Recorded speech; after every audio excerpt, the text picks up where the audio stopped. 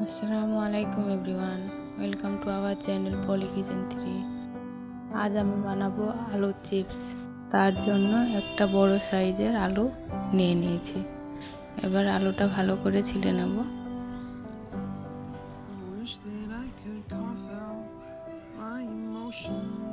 ভালো করে ছিলে নিয়ে আলুটা একদম পাতলা পাতলা করে কেটে নেব।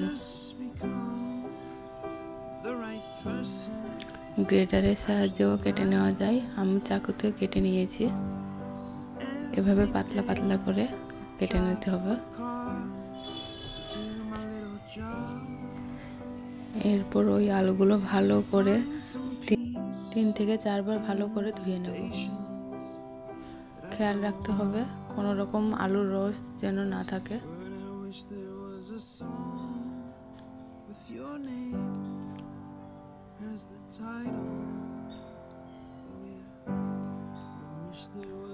এবার আলু ভালো করে ধোয়া হয়ে গেলে জল ঝরতে রেখে দেব।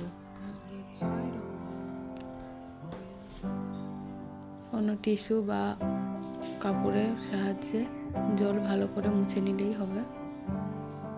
আমি এখানে কাগজের সাহায্যে জল ভালো করে মুছে নেব।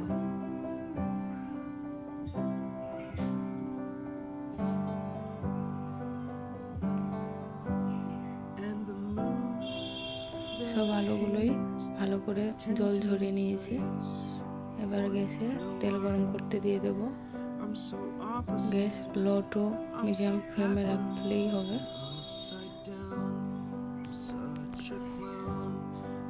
আলু স্লাইসগুলো দিয়ে ভালো করে ভেজে নেব। ঠিক এভাবে সব আলুগুলো ভেজে নেব।